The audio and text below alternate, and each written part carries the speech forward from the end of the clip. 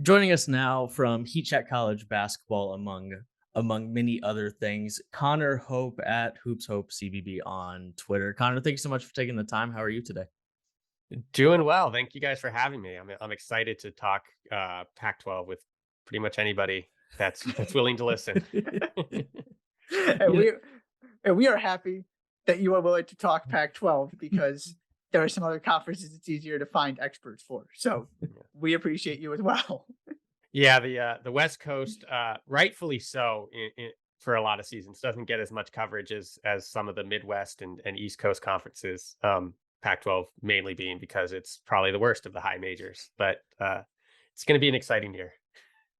so let's start just generally with the talent of the Pac-12, kind of from top to bottom, right? Indisputably, the last 5 or so years of the Pac-12, and you could probably even go a little further than that, have been underwhelming. Apart from some intriguing and unexpected NCAA tournament runs, um, where does the Pac-12 roster, just the conference as a whole, land in terms of talent relative to, as you said, the rest of the power conference landscape?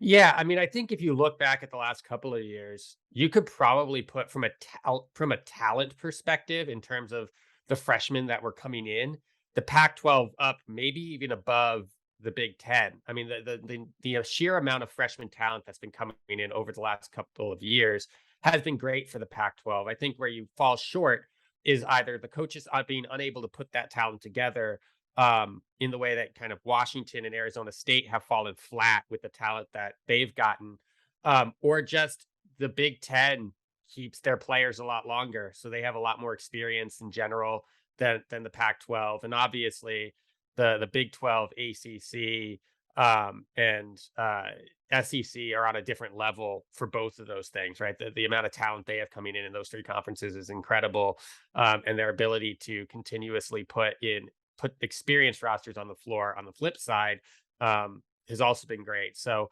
the Pac-12, I think where they fall short is they have a lot of young talent pretty much every year, but the players that stay in the Pac-12, it tends to be top heavy. UCLA, Oregon, Arizona, USC has kind of joined that mix. But also, uh, a lot of their star freshmen come in and either disappoint or leave immediately, and you don't get a lot of that continuity within the rest of the conference. Where do you feel like the Pac-12 is kind of heading into this season? I feel like it's sort of interesting because we're not talking about UCLA coming off a Final Four run and everybody having UCLA as, a top three preseason team. It's sort of this space where we can just talk about the Pac-12 as the Pac-12, where the NCAA tournament was fine. You had some Sweet 16 teams, but nobody's, came all that close to winning a national championship. Where do you see this conference? Do you think we have national title contenders here? And kind of just what do you think the state of the Pac-12 is heading into this season? It's tough. I don't think the Pac-12 has any title contenders. UCLA would probably be the closest right now. And obviously, the coaches that you have in Dana Altman at Oregon and Tommy Lloyd at Arizona could certainly elevate their rosters to that level. But you're looking at kind of three teams that are going to sit probably just at the edge of top 10, for UCLA, and then that top kind of 15 to 30 for Arizona and Oregon for most of the season. None of them really inspire much confidence in terms of putting them in that category of kind of like those top 6 to 7 teams that we've been talking about as national title contenders. I think the top of the Pac-12 is stronger than the top of the Big Ten. And so the Pac-12 heading into the tournament might seem better than the Big Ten. I do think where the Big Ten has the advantage is that middle of the Big Ten is a lot tougher than the middle of the Pac-12. And so some of these teams that are coming in that might even end up being better than some of these top three for the Pac-12 will just have more duds because they'll be going up against tougher competition in the middle of the conference that people still don't necessarily consider as good, despite the fact that the Big Ten, even if they're not the biggest top heavy conference, has competitors all throughout. But the Pac-12, for the most part, I think there's a top three that can all compete for the Pac-12 title. with UCLA kind of being the clear favorite. And beyond that, it's just a ton of question marks. And I'm not really high on any of these teams 4 through 10 or 4 through 9, but because the bottom 2 to 3 are not going to be talked about at all over the course of the season. And if they are, it'll be negative. But that 4 through kind of 9 that all have that discussion of being bubble teams, I'm not really sure how bubbly some of those teams are.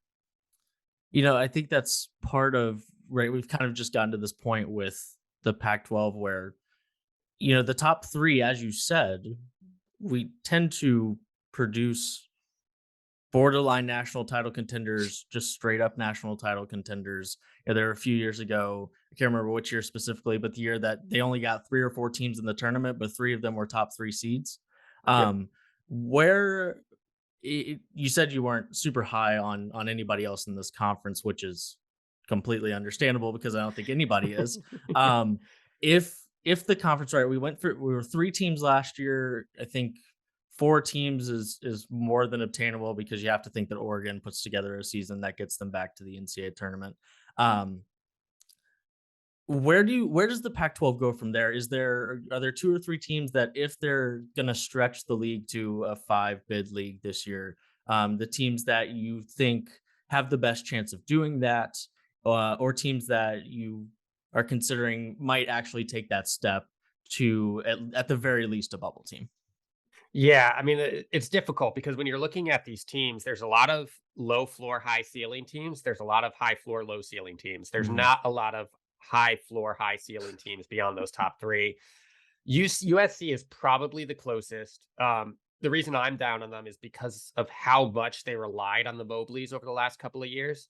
Um, but they still have some pretty solid role players. They have Boogie Ellis. They have Drew Peterson, who I'm not quite as high on being the guy as opposed to a complementary piece to another star.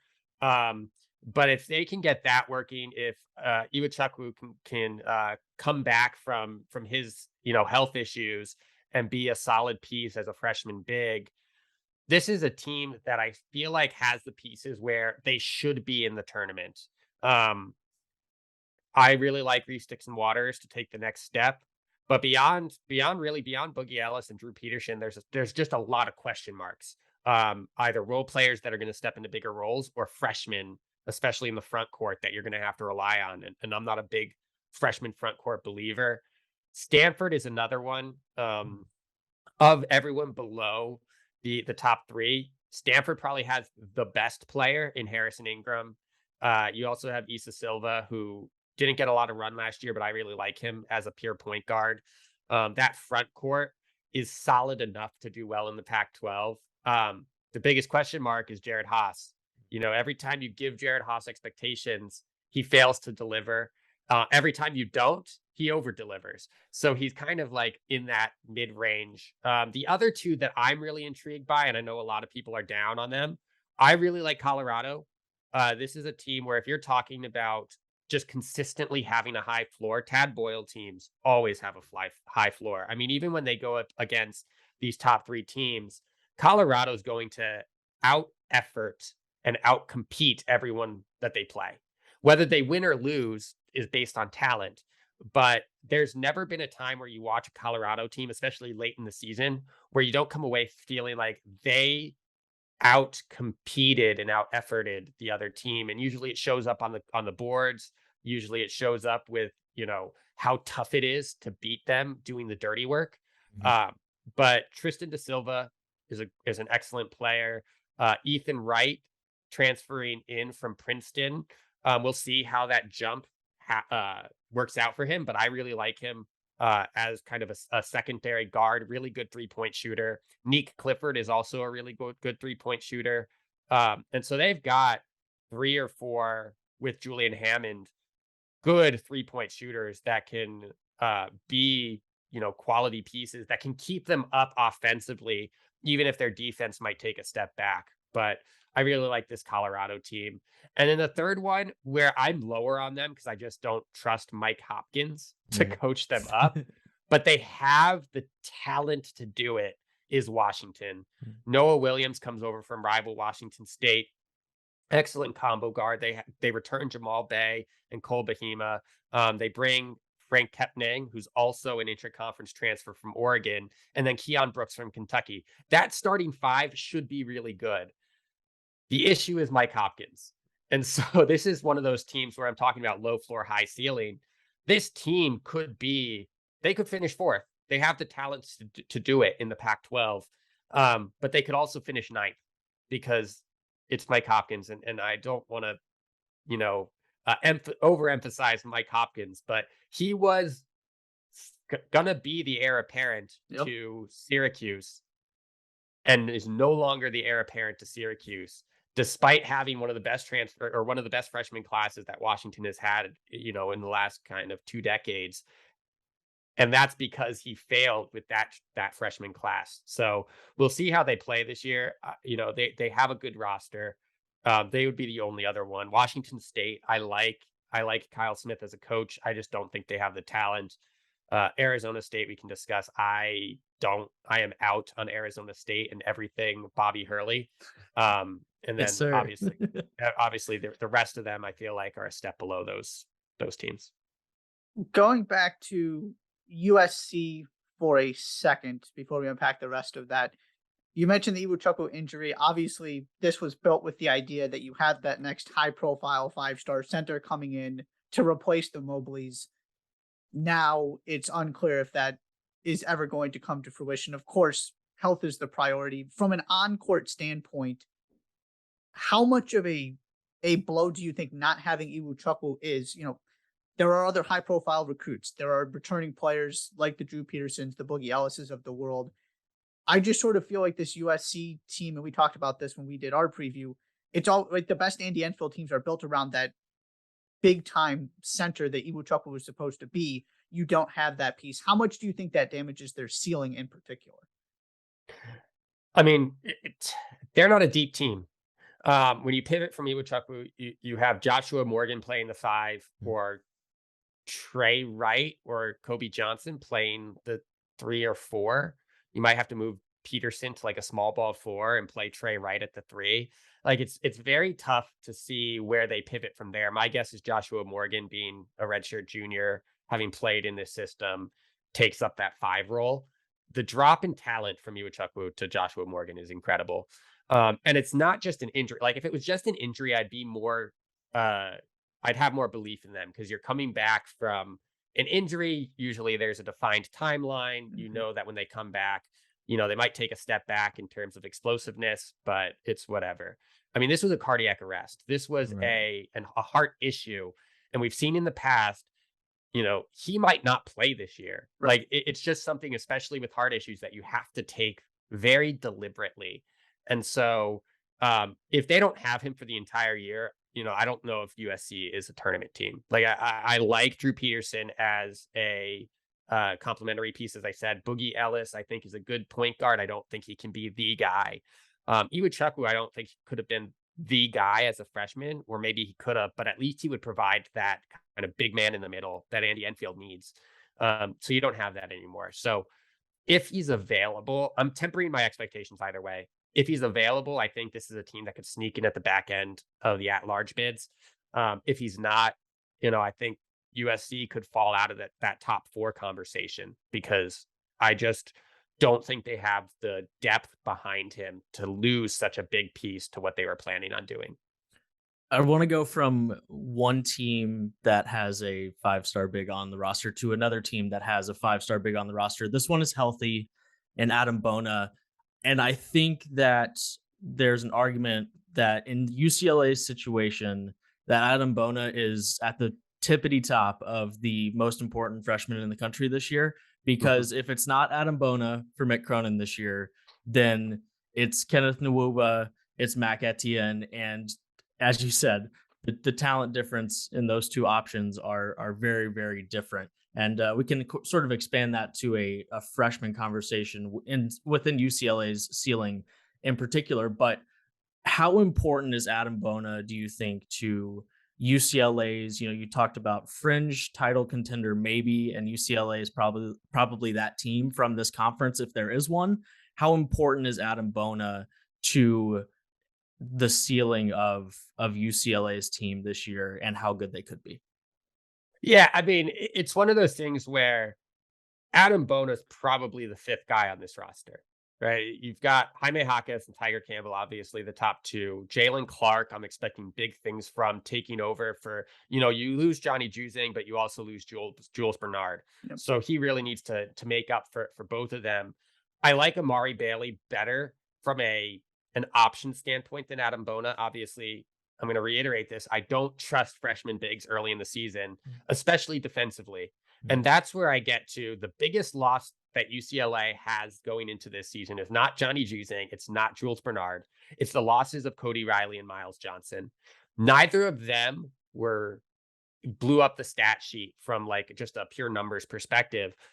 But Miles Johnson was one of the best defensive bigs in the Pac-12. Cody Riley was the offensive big for UCLA. You could play them they didn't really play together. You could play them kind of going back and forth, almost better than what Purdue did with their two bigs. I felt like those two bigs should have played more together. But Cody Riley, Miles Johnson, I feel like we're a good kind of, you put Miles Johnson in when you need stops, you put Cody Riley in when you need points.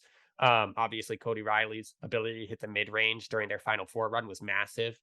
But you're right. I mean, if Adam Bona doesn't deliver, you're relying on Mac Etienne, who like has issues off the court just as much as he has issues on the court. And then Nuuba, who played 6 minutes a game last year, and there was a reason for that.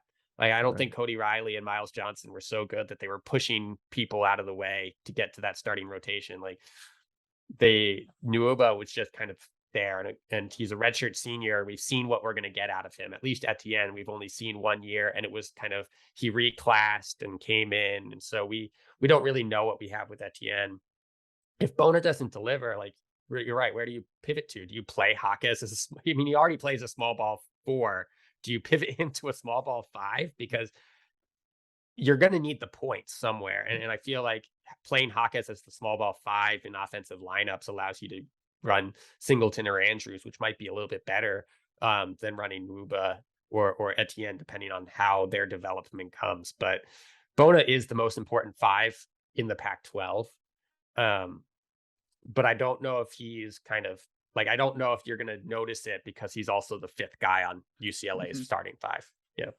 Might be one of those things that if you do right, there are people whose jobs that you never want to think about them because their job is to make sure you don't think about them, right? Like an airplane pilot, a bus driver, anybody you never want to hear, a radio producer, unless they're talking, you never want to realize that someone messed up. Maybe that's just what Bona needs to be. It might be so glaringly obvious that he's not around if he's not good, even if it doesn't necessarily mean we're talking about Bona a lot. If he is a productive 5 for them, like if he's a Miles Johnson, like 5 points per game, 7 rebounds, and like a block and a half, like that is excellent. But the 5 points, people will be like, oh, he didn't deliver. Well, no, you have Jaime Jaquez, Jalen Clark, Amari Bailey, and Tiger Campbell taking up most of the scoring load. 5 points per game from your 5 in UCLA's system is, I mean, it's not excellent. It's not perfect, but it'll do the job. How excited are you in general? We've talked about some of these high profile recruits, ones that are going to take the floor and one that might not. But like you said at the beginning, this is not a talent issue you see. And even Harrison Ingram, right? He's going to come back and sort of get to build on a freshman season as another highly touted recruit at Stanford. Do you feel like Amari Bailey, for example, as kind of the guy who's actually going to put up points and might show it more on the stat sheet, can become something that Peyton Watson wasn't last season? Do you feel like the ceiling on this group of freshmen in the Pac-12 is higher? Is there one guy you're really excited about, or are you sort of expecting you're going to see the struggles of the freshmen that we've seen recently in the Pac-12? Yeah, I mean, the one that I was looking forward to is Iwachuku because you knew he was going to have a significant role in what UCLA or USC wanted to do. I feel like the Peyton Watson issue was a little bit weird because he was just, it wasn't like he wasn't good. I mean, he was playing behind Juzang, Jaime Jaquez, and Jules Bernard. And and Jalen Clark. Like he was playing behind really good wings. Amari Bailey's not going to have this issue, right? Right. You take pressure off of him because Tiger Campbell's one of the best point guards in the country, so he can be a pure shooting guard. Jalen Clark is good, but you're going to be able to push him for shot opportunities. Jaime Jaquez plays a small ball four. So where Mari Bailey fits in is kind of in that, Dylan Andrews can spell Tiger Campbell at the point guard. Amari Bailey can be a pure scoring guard for you. And I feel like that's where he's going to excel. Um, and yeah, I mean, as far as freshmen go, like he's the one I feel like is in the best opportunity now, because Oregon's freshman Kello Ware is going to have to fight for minutes and opportunities within Fale Dante. Um, Obviously, Iwuchukwu has his heart issue. Um, I don't know. Kylan Boswell. I mean, he has the issue that Peyton Watson had last year, where he's playing behind some really good guards. So Amari Bailey, I feel like is probably now the front runner. I know Kello Ware has been getting a lot of hype, but I think Amari Bailey should be the front runner for Pac-12 Freshman of the Year, especially if UCLA does kind of dominate their run through the conference. But I feel like Kello Ware is probably the closest until we see what Iwuchukwu can give if he returns. Let's talk about Oregon a little bit with Kello, where a team last year that it never really felt like, right. It didn't ever come together. They finished 20-15, but right, it was a team that started 29th at KenPom. It was a team that was pretty. I mean, at least I remember a team that there were lots of people that were pretty high on. And then they get absolutely smoked by BYU third game into the season, that 81-49, like what in the world just happened to Oregon game. And then they just kind of lose to everyone good that they play. They get absolutely curb stomped by Houston, and it never really amounts to anything impressive at all. You end up 20-15 on the season, and it's just all in all not a good season for Dana Altman's program. A lot of important pieces are back, right? There was definitely some musical chairs going on, but Will Richardson is back for senior year, and Fale Dante is there. We talked about Kello Ware. What needs to, I guess, what needs to happen in Eugene this year for them to be closer to the team that they were supposed to be at the beginning of last year? Because a 60-point drop in KenPom from a rankings perspective is not what I was expecting from Oregon. And they're right there at 29 to start the season this year. What needs to happen with Dana Altman's team this year? Yeah, I feel like with Oregon, the pieces that needed to fit together didn't fit. Mhm. And the pieces that didn't fit are gone. Jacob Young's gone. Devion Harmon's gone. Eric Williams, I feel like, was a little bit more of an auxiliary piece, but he's gone. And so you keep Will Richardson and Guerrier kind of on the wing. Both are really good. I feel like they were the two that showed the most last year. But for me, it's field goal percentage. No one on this roster, with the exception of Infale Dante, really had an efficient scoring effort last year.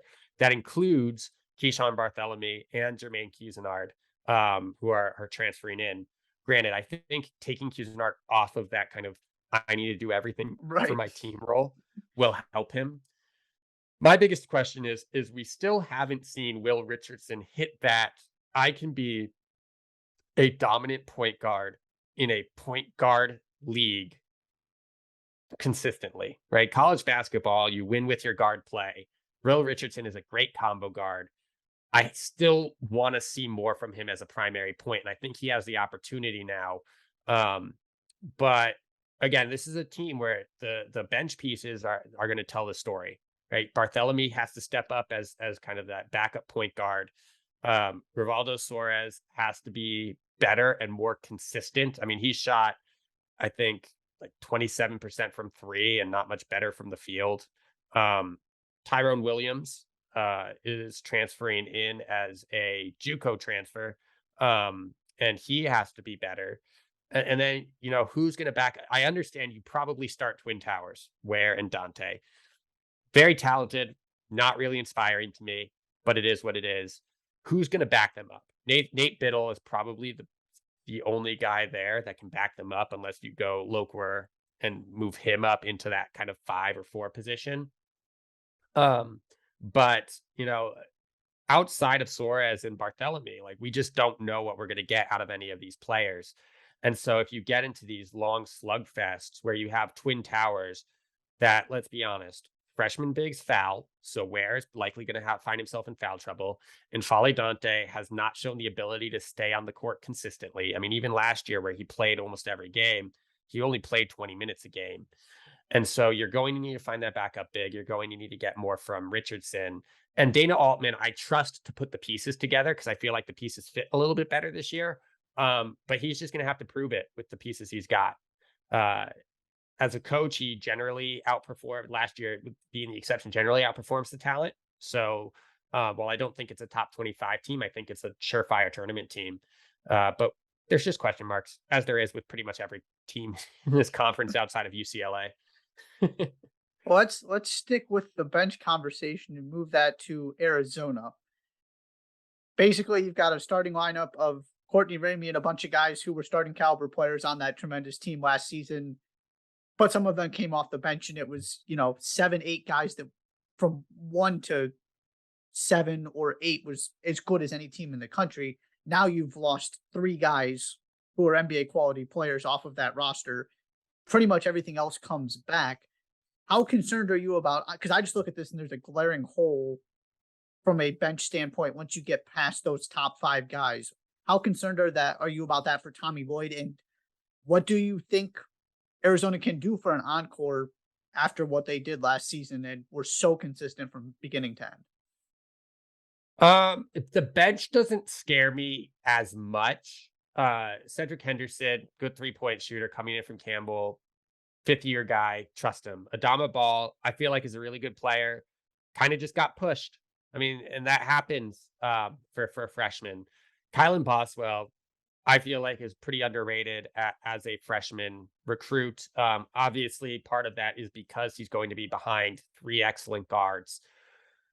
And I like the starting lineup. If you were talking about just kind of pure 40-minute basketball, my question with Arizona is who is the guy, right? Last year it was Benedict Mathurin. Dalen Terry would have been the guy this year had he stayed. Was very smart when it came to going to the NBA. Obviously, he got good draft stock. Wasn't probably going to go much higher. He did what he did. You've got 3 guys you're looking at who could be the guy. Courtney Ramey's not going to be the guy. He's never been able to be the guy. He's a good complementary piece. I'm high on him in terms of the role he'll play this year, but that's just it. He'll be a role piece. Kirk Risa can be the guy 30% of the time. And then he's the guy that makes you lose the other 70. So do I trust Kirk Risa to be the guy? No. I trust him to be very high energy. I trust him to have those really high highs, really low lows, kind of like Caleb Love at UNC. That's who Kirk Risa is. I don't know if that's going to change. As well as Tabellas, he's a very good big, probably the best big in this conference. But I don't know if he can create his own shot and do things that Ben Mathurin did at the end of games, especially in the tournament, that helps them win. Like that TCU game, they don't win if Mathurin doesn't take over at the end. That leaves Pele Larson, who's probably going to need to be the guy this year. He shoots almost 50% from the floor, is probably the best 3-point shooter in that starting rotation at like 36, 37%.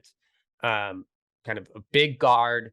Can take over in a similar, not the same, but a similar vein to, Mathurin and Terry and the role that they played. But he was also kind of a 7.3 rebound, 2 assist guy last year, right? Like he needs to take that next step. And I know people are very high on him taking that next step. And there's a reason why I think Arizona's probably the closest to UCLA. And that's because they have these guys that can take that next step.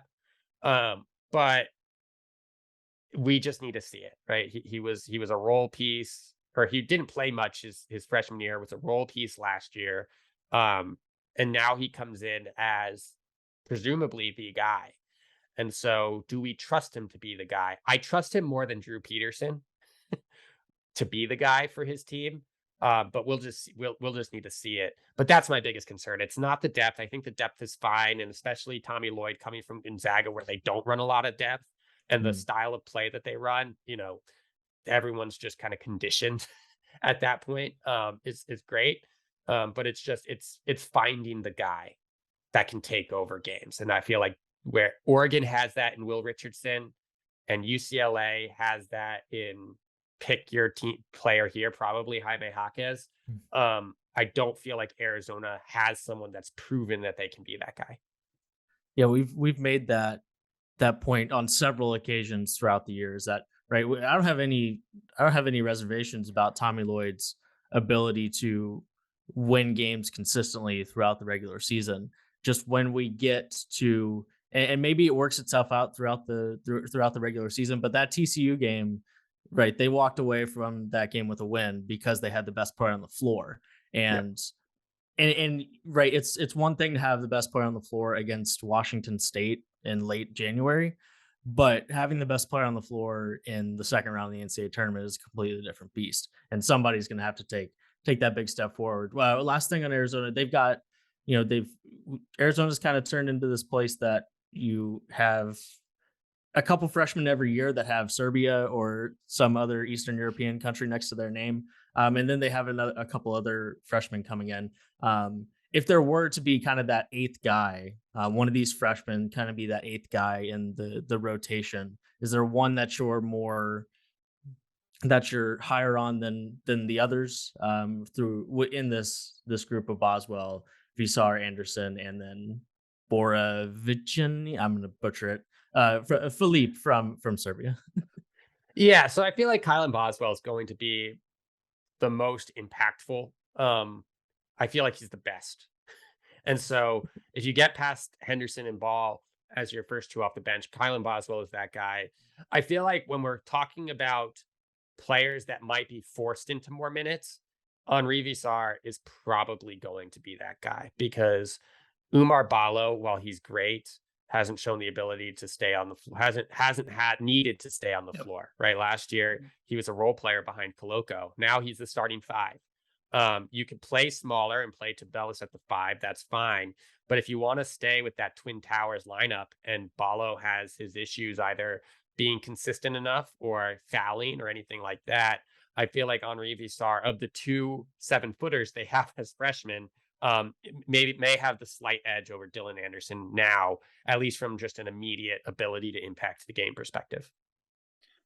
Before we sort of go back to the big picture at the end here, I wanted to touch real quickly on the bottom of this conference. We talked about it a little bit at the beginning. Is there is there hope for improvement? Because you look at these teams who were bad last season, and on top of that, now, yes, some of them, as you mentioned, Washington, there's some interesting high profile transfers that have come in, kind of looking to sort of restart things after it didn't work at a more quote unquote more prestigious program. There's also an awful lot of teams that lost their two leading scorers, their three leading scorers. It's not like there are, Stanford has plenty of pieces coming back, but outside of that, and Colorado's got some. A lot of these other teams are losing key players from teams that weren't where they needed to be last season anyway. Do you feel like there's a chance we talk about the bottom of this conference differently by the end of the season? Or do you think it's going to be another situation where you got to win 14 plus conference games to have a chance at the NCAA tournament because your quality of wins just aren't good enough? I'll just run down the teams. Washington, yes. Mike Hopkins, while he's not a great X's and O's coach, I feel like Washington, just as a brand, gets enough high profile talent, and they have enough this year that they finished fifth in the Pac-12 last year.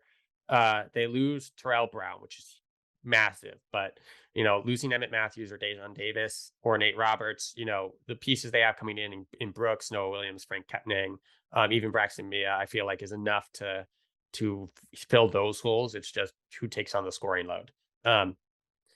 Washington State I feel like they're going to continuously get better. I think they tied for fifth also last year. Kyle Smith, I know, is a great coach. They lose quite a bit, but they bring in quite a bit, right? Justin Powell wasn't big last year for Tennessee, but he was huge for Auburn at his previous stop. And if he can return to that Auburn level, His ceiling's really high. They bring almost everyone back from last year. Jabe Mullins, same thing. Like, he didn't find his footing at St. Mary's, but he showed flashes enough at St. Mary's that I feel like in a different system, where maybe you're not relying so much on just being a very stout pick and roll defense, he'll excel a little bit more. And Kyle Smith is one of the best analytics coaches in the country. So Washington State, I feel like, is they're that high floor, low ceiling type of team. I feel like they're just going to be solid in the middle. Uh, the next one I guess we can talk about is Arizona State. No, they have talent. Frankie Collins isn't it. So their point guard's play is going to suffer. The Cambridge brothers, I feel like, are both going to start. They're okay wings. DJ Horn is probably their best player, which isn't saying much. Warren Washington, going to be a really good big. I feel like, especially early on when you're facing a lot of these freshman bigs, that's where he might excel. My biggest question is, Marcus Bagley should be the best player on this team. And I feel like he's just continuously slipping down this rotation. I know when we talked to the coach about the rotation for the Almanac, he was listed as the seventh guy. Like, this is someone that we were expecting huge things from as a freshman, listed as the seventh guy. Alonzo Gaffney, pretty good role player as the sixth man. Luther Muhammad's very similar. I feel like he's a little bit more like David Singleton at UCLA, where you feel like every year he might make that next jump, but then they bring in guys who push him further down into the rotation. My biggest issue is Bobby Hurley. Like, it seems like every year Arizona State's biggest issue is chemistry, and biggest issue is locker room issues. And if it happens once or twice, you can point to certain players, but when it happens every single year, like, that's an issue. And also, Arizona State, I believe, has one winning season in the Pac-12 under Bobby Hurley. Like, that's not good. Like, you're talking about a guy who's been there for 8 years. Everyone thinks, I mean, like, I don't think people think anymore that he's a good coach, but like, everyone seemed to think that he was a pretty good coach. And like, now, after 8 seasons or 7 seasons, I guess, having one winning record in the Pac-12, like, that just stinks. That just stinks. And I think Arizona State probably moves on from Bobby Hurley if this season falls apart. And I don't think this season's going to be very good for Arizona State. The bottom three being Utah. Utah, I think, is going to get better, just because I like Craig Smith as a coach. I feel like Utah's in a similar situation to Colorado, where it's just really tough to recruit there. But I like some of the pieces he has coming in this year, specifically Mike Saunders and Ben Carlson. And Gavin Baxter, if he can stay healthy and not play 7 games before being out for the season again, for like the 4th time. Oregon State, no. Oregon State's in a similar situation to Northwestern, right? You're going to have Wayne Tinkle riding off an incredible NCAA tournament run for like 5 years too long, when they should move on. But they just lose too much, and they don't add enough to make up for that. And then Cal, similar.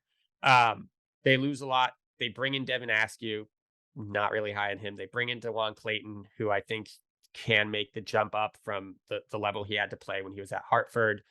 But they lost their best player to a mid-major. Like, that's telling. And so you're looking at Cal, and Cal's administration just doesn't care enough about sports right now to really make the change. But of those 3, the one that I feel best about moving forward, not this year, but moving forward, is Utah. Cal is just Cal. They're going to be stuck in a rut. And I feel like if Oregon State can make a change at head coach, then they'll be better off. I just don't think they will. But as for this year, those bottom 3 are going to be really bad. And the middle is going to be a mess. I feel like 1 or 2 might stand out, but you're going to have a lot of teams that fall apart early on in the season, and that's going to hurt the Pac-12 in January and February. Last thing before we get out of here, just in the NCAA tournament conversation and in the relative to the rest of the country, right? The Pac-12 was closer to the Mountain West and KenPom ratings than they were to the ACC at 5 last year. Pac-12 sitting at 6. So kind of, right, this has kind of become the norm. 3 tournament teams last year. When we get to the end of the season, what's our conversation with the Pac-12 look like, and how many tournament teams do you think we're getting from the Pac-12 this season? I think UCLA is a pretty good pick to maybe a 3 or a 4 seed. Um, Oregon and Arizona, I think, are going to put themselves right in that kind of 7 through 10 conversation. Arizona has the chance to jump up into like the 5 or 6, but I don't think that they're going to be much higher. Um, USC, Stanford. I'll just go USC, Stanford, and Colorado. I don't think Washington ends up being there. USC, if they can hit, and if Iwachukwu can come back, I feel like they're in that kind of 10-11 conversation, like first 8 buys. Mhm. Stanford and Colorado are in that first 4 conversation in Dayton. One of my bold predictions for the Pac-12 is I think Colorado finishes 4th and Mm. but winds up in Dayton. Like, I feel like they're not going to be consistent enough over the course of the season. So they're just going to be a really good team over the course of the season where they're going to put themselves in the tournament conversation. And they're going to be just as successful in the Pac-12 as they are in the non-conference, which I don't feel like is good enough to get them a bye. But Stanford, we'll see. Jared Haas is kind of that enigma as a head coach where you don't actually know how good he is. But yeah, I mean, outside of those 6, I think the other 6 really don't have a shot at the tournament.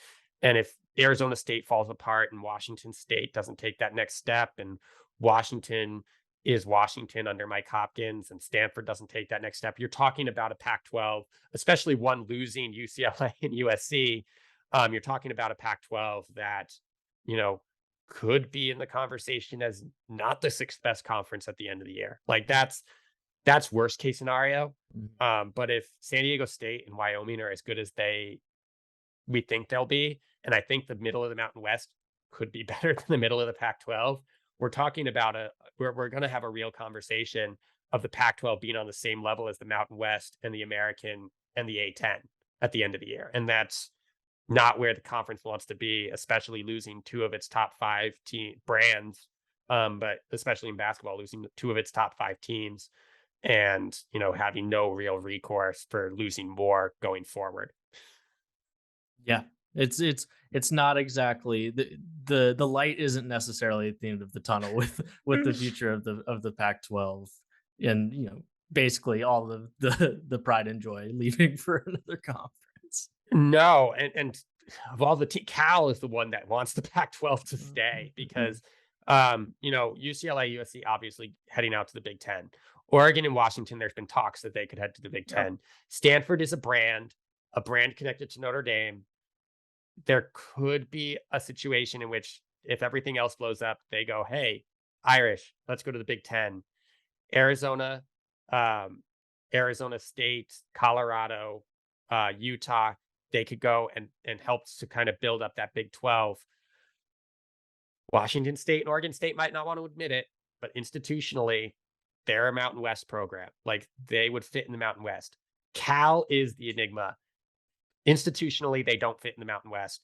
Sports-wise, they don't fit in those Big 10, SEC, Big 12 conversations. I don't want to say that their backup option to the Pac-12 is the Big West, but their backup option to the Big Pac-12 might be the Big West. Man. And so they desperately need the Pac-12 in some shape or form to stay together, whether that's poaching from the Mountain West or just retaining their teams, because Cal is the one program as an institution that doesn't really fit anywhere. Yeah, it's so right, because they're on paper they're a Big Ten team, Big Ten institution, I should say. Yeah, and like you said, you get to the sports side of it, and that's where Stanford has an edge because Stanford racks up national championships in maybe not the highest profile sports, but Stanford every other sport, right? Every exactly. other sport. Stanford just fine from an athletic standpoint to compete and hold their own in the Big Ten. Yeah. We are all desperately rooting for the Big 12. Connor, thank you so much for taking 45, 50 minutes of your time to come and chat about a conference that not everyone wants to chat about. So thank you very much for your time. Yeah, of course. It's going to be fun. I think UCLA walks away with it, but the race for bids is going to be, I think, more fun than the race for the actual Pac-12 championship, which, if you're into that sort of thing, which I am, it's fun to watch. If you want to actually watch a race that's meaningful from a conference perspective, I think there are better conferences to watch. But It is what it is. Fair, fair enough. Connor, thanks for the time. Yeah. Thank you.